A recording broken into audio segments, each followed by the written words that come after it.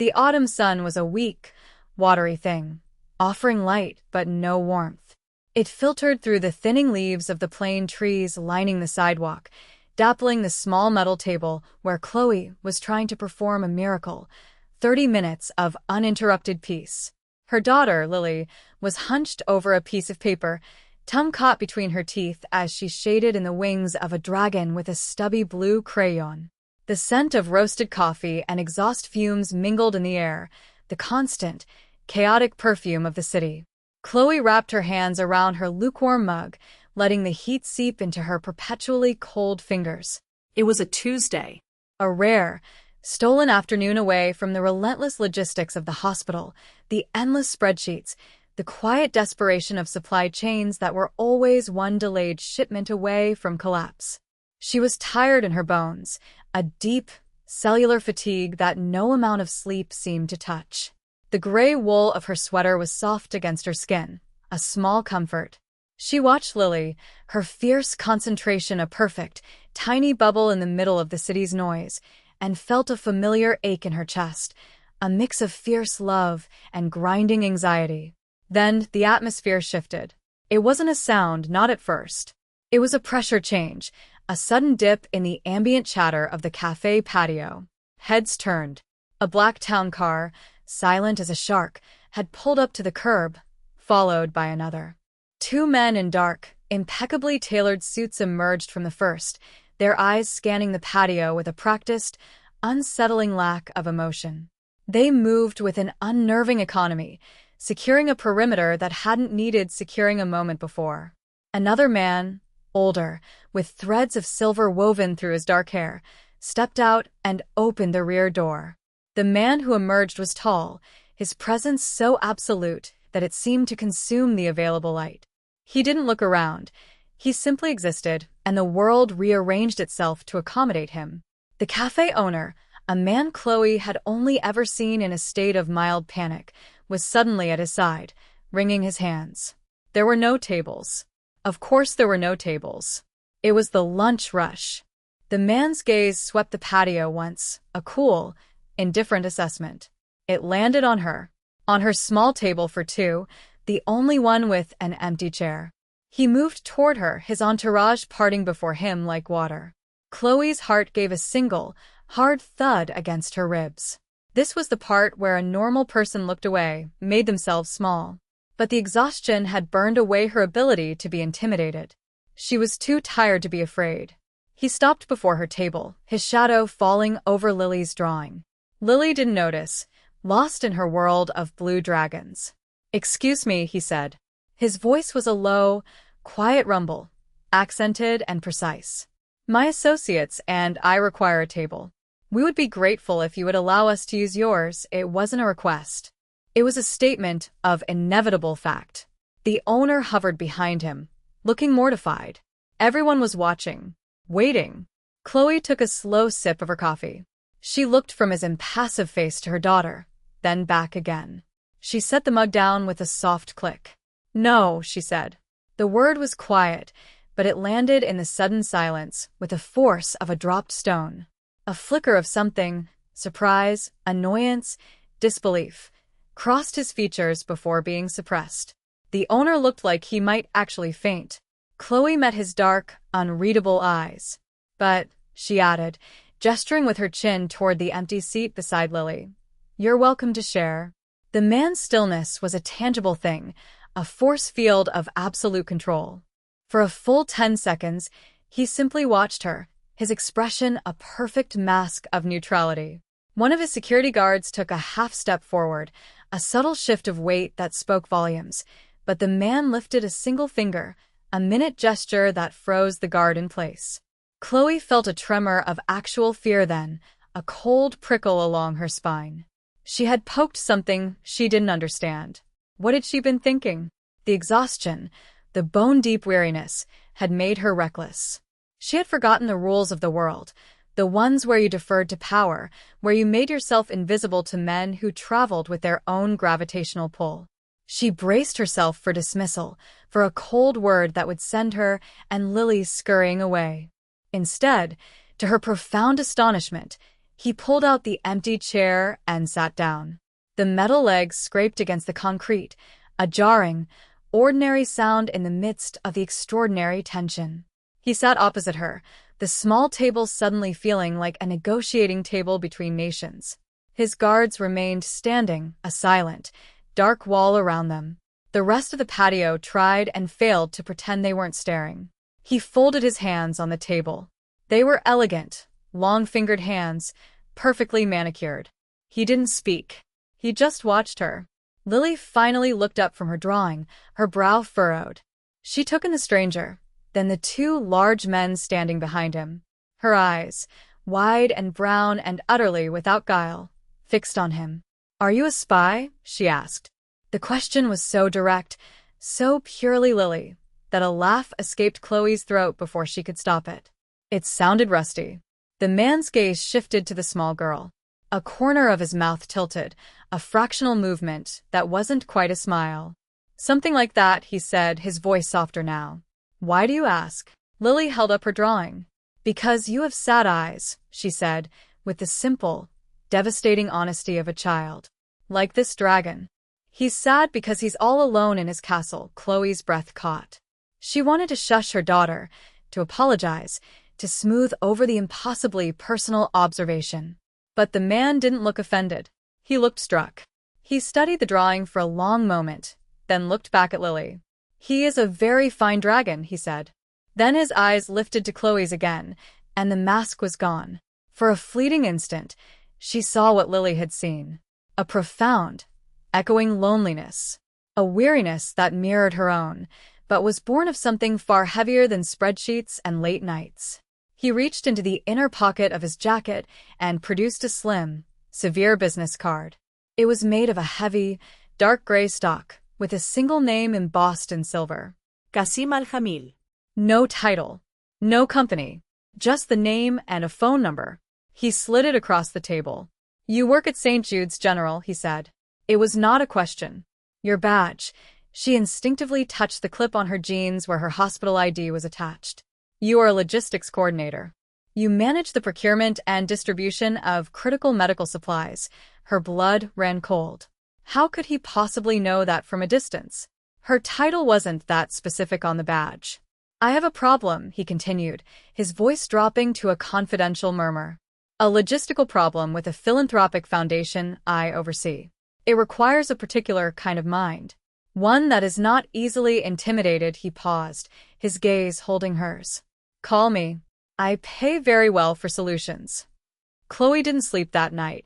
She lay in bed, the heavy gray business card on her nightstand, feeling its presence like a low-level electrical current in the room. Qasim al-Jamil. The name meant nothing to her, but a quick, nervous search online had opened a window into a world she couldn't comprehend. Forbes lists, articles about global shipping empires, opaque holding companies, and philanthropic foundations that operated on the scale of small governments. There were few pictures, mostly grainy shots of him exiting buildings or stepping onto private jets, always surrounded by the same dark-suited men. He was a ghost, a name attached to immense, invisible power. The foundation he had mentioned was real, dedicated to building and supplying medical clinics in remote, underserved regions. It was a noble cause, the kind of work she dreamed of, but the man himself felt dangerous. His stillness at the cafe had not been peaceful, it had been predatory. He had known her job title. He had observed her, assessed her, before he ever approached the table. The whole encounter felt less like a chance meeting and more like a carefully orchestrated test. A test she had apparently passed. At 3 a.m, she gave up on sleep and called her sister. Sarah picked up on the second ring, her voice thick with sleep. "Chloe? What's wrong? Is it Lily?" "No, Lily's fine. I'm fine. I met someone." She explained the scene at the cafe, her voice low in the darkness of her apartment. She described the cars, the guards, the impossible quiet that had fallen over the patio. When she got to the part about the business card and the job offer, Sarah was silent for a long time. "Absolutely not," Sarah said finally, her voice sharp with alarm. "No. You throw that card away, Chloe. You do not call that number. This is how horror movies start. This is how women end up on the news. It's not like that, Chloe argued, though a part of her knew Sarah was voicing the rational, self-preserving fear she ought to be feeling. It's a job offer. For a charity. A charity run by a man who travels with a private army and knows your job description before he even says hello? He didn't find you by accident. He targeted you. This is creepy. It's beyond creepy. I need the money, Sarah, Chloe said, the admission tasting like ash. Lily's school trip, the car needs new brakes, you know how it is. He said he pays well, it's not worth it, her sister insisted. There are other jobs. There are safer ways. They talked for another hour, Sarah pleading for caution and Chloe defending a choice she hadn't even made yet. She hung up feeling more conflicted than ever. The rational part of her brain, the part that created color-coded spreadsheets and contingency plans, screamed in agreement with her sister. But another part, the part that was suffocating under the weight of her responsibilities, the part that was intrigued by the man with the sad eyes, was quietly, stubbornly curious. She spent the next day in a fog, her mind miles away from the hospital's inventory lists. Every time she looked at her phone, she imagined making the call. What would she even say? By 5 o'clock, she was sitting in her car in the hospital parking garage, the engine off, the business card in her hand. The silver letters seemed to glow in the dim light. He had said he needed a mind that was not easily intimidated. It was a challenge. And despite everything, despite her fear and her exhaustion, she had never been able to resist a challenge. Her thumb hovered over the call button. She was being a fool. A reckless, stupid fool. She pressed the button. It rang only once. Yes, said the same low, resonant voice from the cafe. There was no greeting, no question. Just a single, expectant word. It's Chloe, she said, her voice steadier than she felt. From the cafe. You said you had a logistical problem. There was a brief pause on the other end of the line, a silence that felt different from his usual stillness. It felt like satisfaction. I do, Kasim said. My office. Tomorrow at 10. An address will be sent to your phone, and then he was gone. The address that appeared on her phone was for a skyscraper downtown, a shard of glass and steel that pierced the clouds. The lobby was a cavern of marble and silence, manned by a security guard who looked more like a special forces operator. He checked her name against a list on a tablet, his eyes lingering on her for a moment too long before waving her through to a private elevator. The ride was silent and swift, her ears popping as the numbers climbed. The doors opened directly into a reception area that was larger than her entire apartment. There was no receptionist, only a single, massive abstract painting on one wall and a door of dark, polished wood on the other. The door clicked open as she approached it. Kasim was standing by a floor-to-ceiling window, looking out at the city spread below like a circuit board. The office was vast and minimalist, furnished with a sleek black desk, 2 chairs, and nothing else. It wasn't an office, it was a throne room. He turned as she entered. He was dressed in a simple dark sweater and trousers, yet he looked more imposing here, in his own environment, than he had at the cafe. Chloe, he said, his voice acknowledging her presence. Thank you for coming.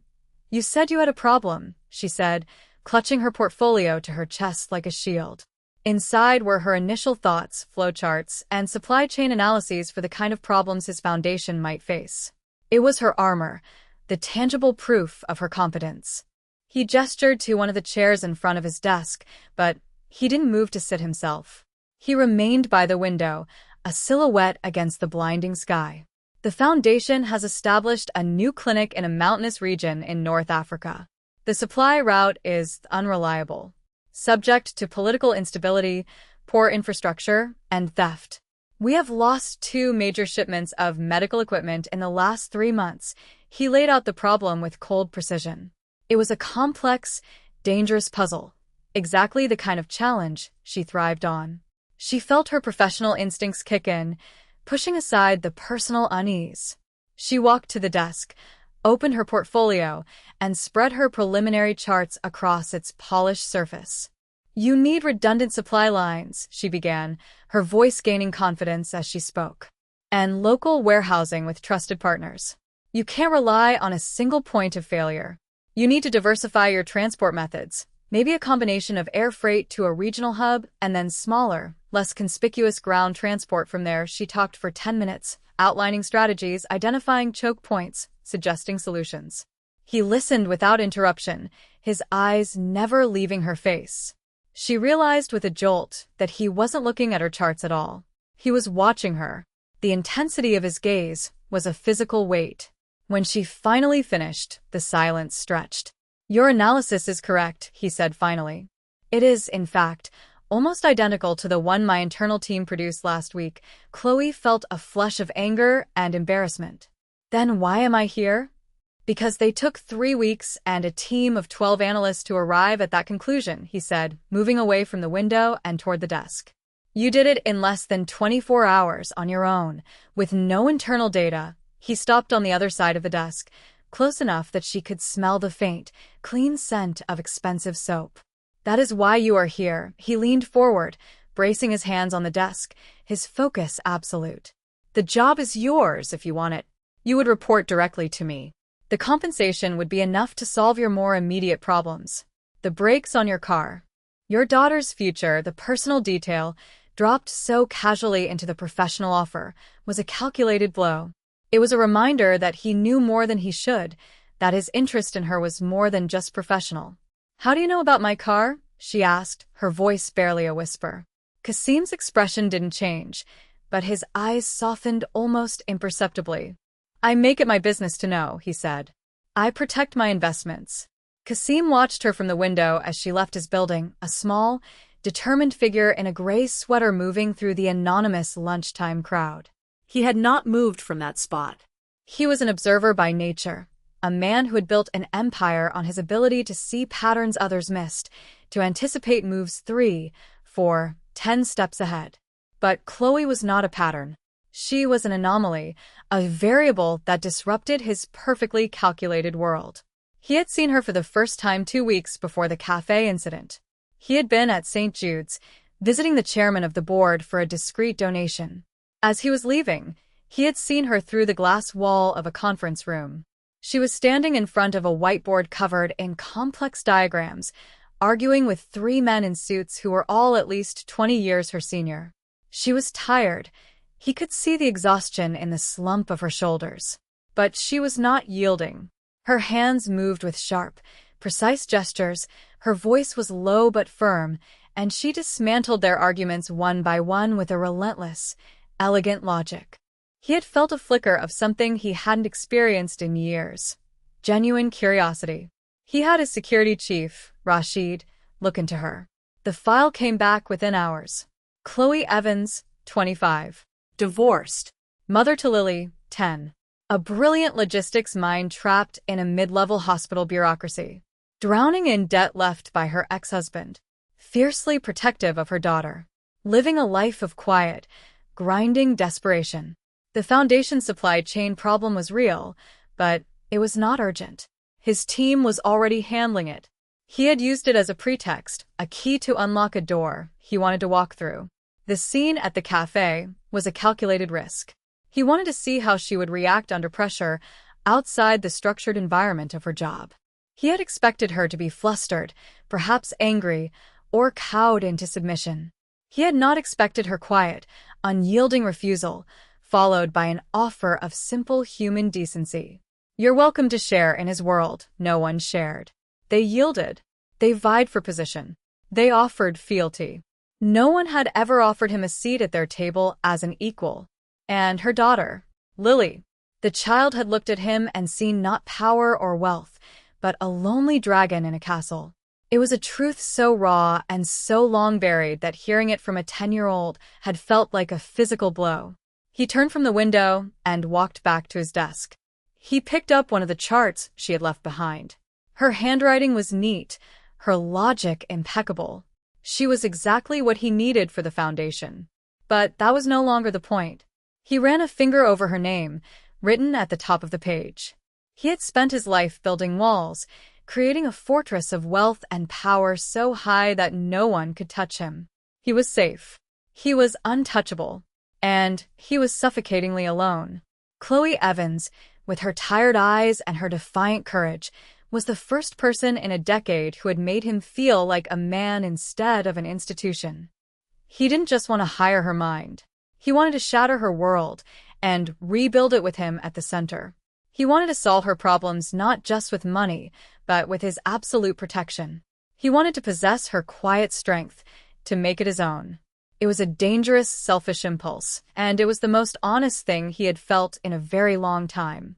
Chloe took the job. The first check that was deposited into her account was obscene, enough to fix her car, pay off a mountain of debt, and fully fund Lily's college education with plenty to spare. It should have felt like a relief, a weight lifted. Instead, it felt like a gilded chain. She worked mostly from home, a concession he had made for Lily's sake. She built new supply chain models, vetted local contacts, and arranged secure transport. The work was challenging and fulfilling.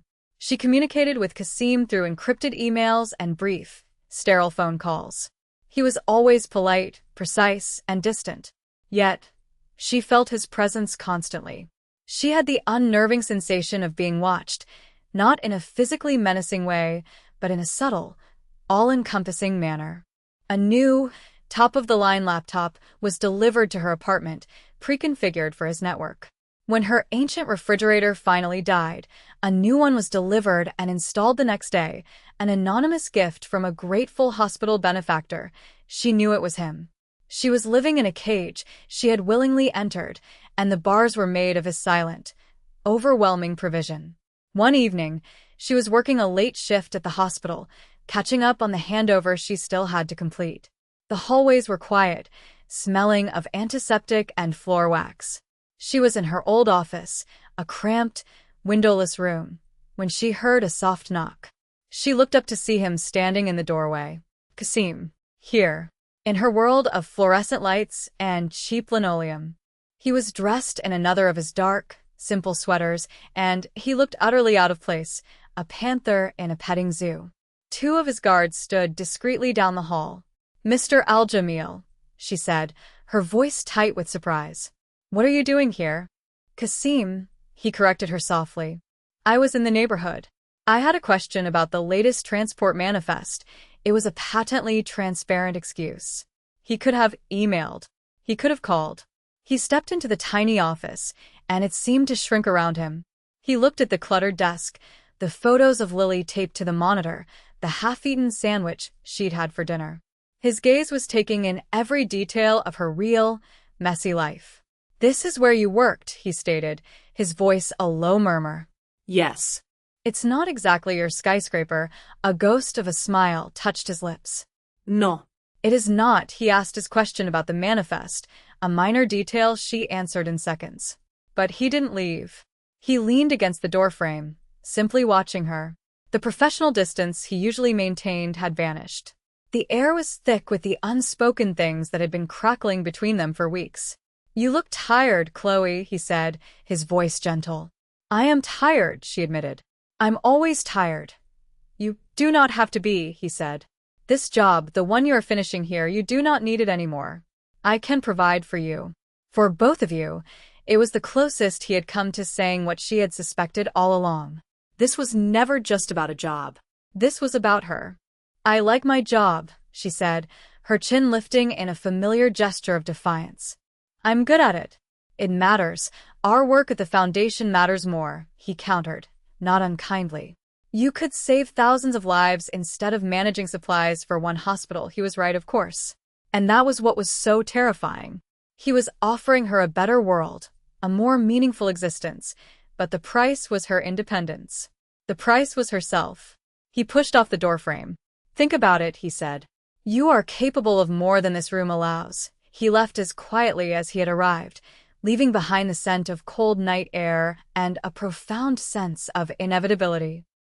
The feeling of being watched intensified over the next week. It was no longer a vague sensation. It was a concrete certainty. A dark sedan, the same model as Kasim's, was often parked down the street from her apartment building.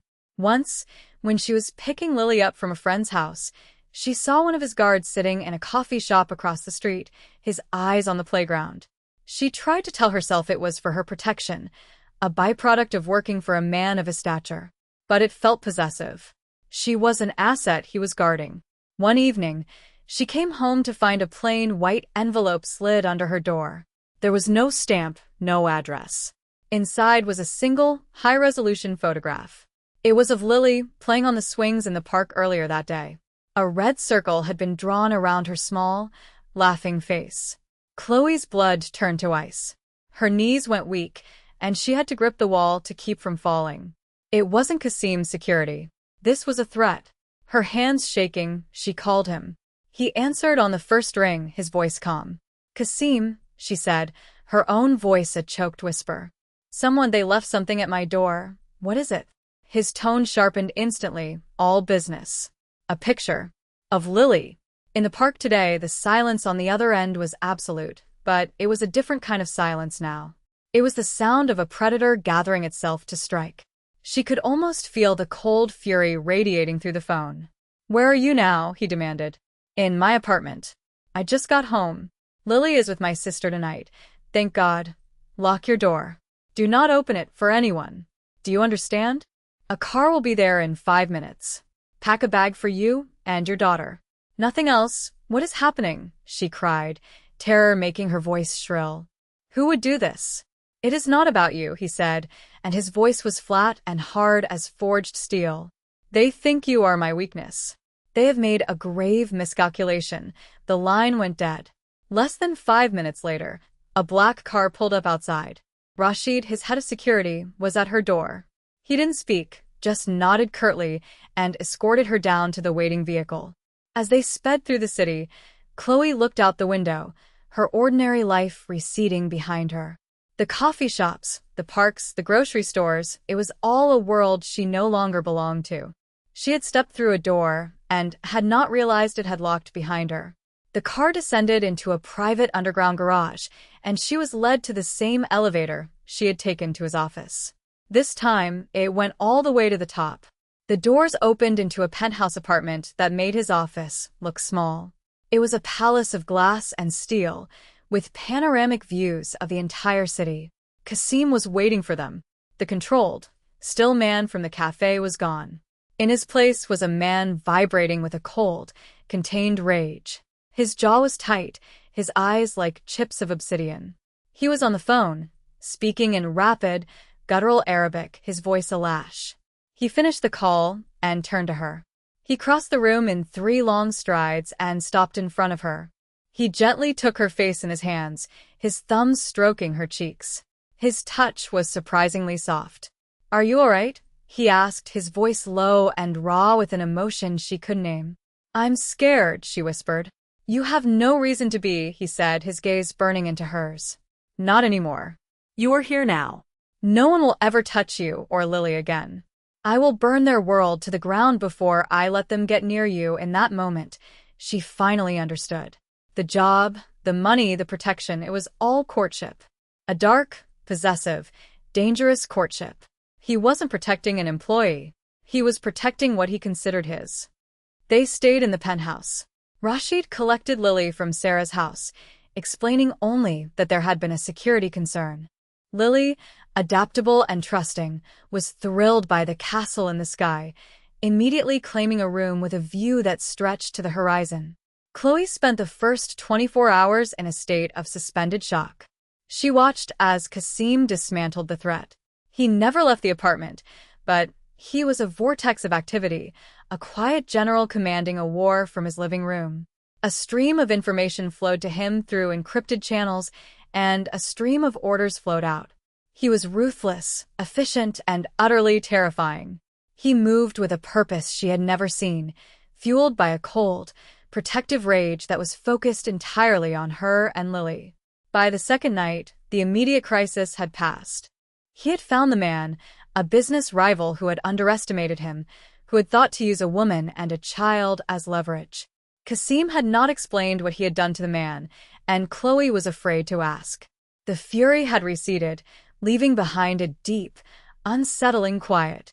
Lily was asleep, tucked into a bed with sheets softer than anything Chloe had ever felt.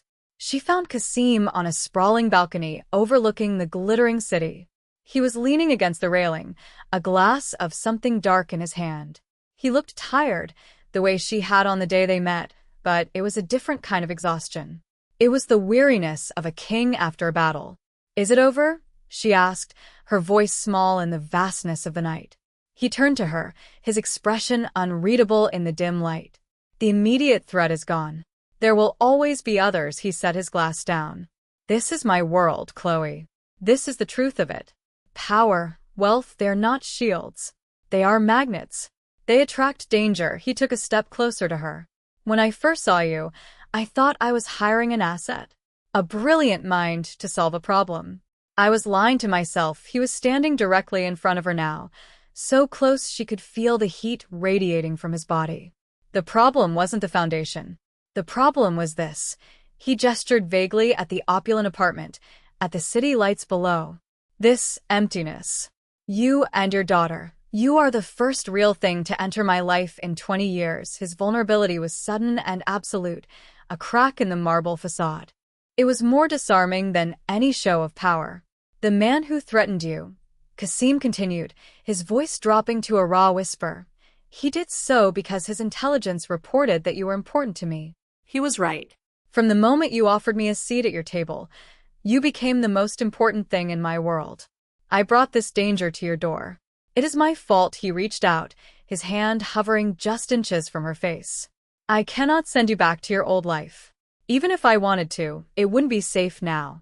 They have seen you. They know you are with me." Chloe stared at him, the wind from the balcony whipping a strand of hair across her face. The entire glittering, ruthless city spread out behind him, a kingdom he commanded. He was right. There was no going back. Her small, manageable world of spreadsheets and school runs had been irrevocably breached by his. The photograph of Lily was proof of that. He had not asked for this to happen, not in this way, but his presence in her life was the cause. He was the storm, and she had been caught in its path. "So, what happens now?" she asked, the words tasting of fear and a strange, burgeoning acceptance. "Where do we go from here?" Kasim's hand finally closed the distance, his fingers gently brushing the hair from her cheek. His touch was a shock, intimate and real. "Here," he said simply. "You stay here. With me." It wasn't a question or a request. It was a statement of fact, a declaration. "I can give you, and Lily, anything you could ever want. A life without financial worry, the best schools, travel, anything. But more than that, I can give you safety. An absolute, unconditional safety that only I can provide. No one will ever threaten you again." "And what do you get?" she asked, her voice shaking slightly. In return for all this safety, his dark eyes searched her face, and for the first time, she saw not a billionaire or a predator, but a man laying his soul bare. "I get to keep you," he said, his voice thick with an emotion so profound it stole her breath. "I get to see you in the morning. I get to hear your daughter laugh. I get to have a life, not just an existence. I get everything." He was offering her a gilded cage. Yes, but he was also offering to stay in it with her. He was as trapped by his feelings for her as she was by his power. She thought of her old life, the constant, grinding exhaustion, the fear of a bill she couldn't pay, the loneliness of being a single parent against the world. It was a life of freedom, but it was the freedom to struggle, the freedom to be tired, the freedom to be vulnerable. Here, in this glass tower, she would be a prisoner of his protection. But perhaps, she thought with a dizzying clarity, some prisons were safer than freedom. "I can't just be your project," she whispered. "Or your possession." "Never," he said, his voice fierce. "You would be my partner, my equal." The queen in the castle Lily spoke of, he took a small step back, giving her space, though his eyes held her captive. "I am not a man who asks, Chloe. I am a man who acts. I am not asking for your affection. I am asking for your pragmatism, for your trust." He let the silence hang between them, a testament to the weight of the decision. He was offering a contract, the most important one of their lives, and he was laying the terms on the table with brutal honesty. Chloe looked away from him, out at the endless grid of lights. Each light was a life, a story, a world of its own. Her world had been so small, so contained. He was offering her his, a world of immense scale and immense danger. It was a terrifying, breathtaking proposition. She thought of Lily, sleeping peacefully in the next room, oblivious to the forces that had been circling her. Chloe's entire existence was geared toward protecting that child, toward building a safe and stable world for her. She had been doing it alone, with dwindling resources and fading energy. Kasim was offering an impenetrable fortress. The price was her autonomy, her old life, her very self. But what was that self, really? A tired woman, a worried mother, a brilliant mind stuck in a beige office. He saw her not just as a mother or an employee, but as a queen. He saw a strength in her she had forgotten she possessed. She had a choice. She could demand he let her go. He might even do it, setting her up somewhere new, under a new name, with guards watching from a distance. But the threat would always be there, a shadow at the edge of her life. Or she could embrace the storm. She could step into the center of his world and claim a power of her own. She could be the woman who was not intimidated, the woman who offered a seat to the lonely king. That was the woman he had seen, the woman he wanted. She turned back to face him. The conflict, the fear, the raw sincerity, it was all there in his eyes. He was not hiding anything from her. He was giving her the truth, in all its terrifying complexity. "There is only one way to make this permanent," he said, his voice low and steady. "Only one way to give you the legal and social protection that will make you untouchable to my enemies. Only one way to bind our lives together, so that a threat to you is a threat to my entire empire." She knew what he was going to say before he said it. In the ruthless logic of his world, it was the only move that made sense. It was the ultimate consolidation of an asset, the ultimate act of possession, and the ultimate declaration of commitment. It was brutal and pragmatic and, in its own dark way, profoundly romantic. "I am not asking you to be my mistress," Kasim said, his gaze unwavering. "I am asking you to be my wife." The word hung in the air between them. Wife. It was absurd, impossible. And yet it was the only thing that felt real. It was the final, logical step on the path that had begun with a simple, defiant no at a sidewalk cafe. It was the solution to an impossible logistical problem. How to keep them safe. How to keep them together. Chloe thought of Lily's drawing of the sad dragon, alone in his castle. She looked at Kasim, the powerful, lonely man who had seen her, truly seen her, across a crowded patio. She could run, or she could reign. "Okay," she whispered, the single word a surrender and a coronation all at once. A slow, wondering smile, the first genuine smile she had ever seen from him, spread across his face. He stepped forward and finally, gently, gathered her into his arms. As he held her, with the city lights blazing beneath them, Chloe knew she had just made the most reckless and the most rational decision of her life.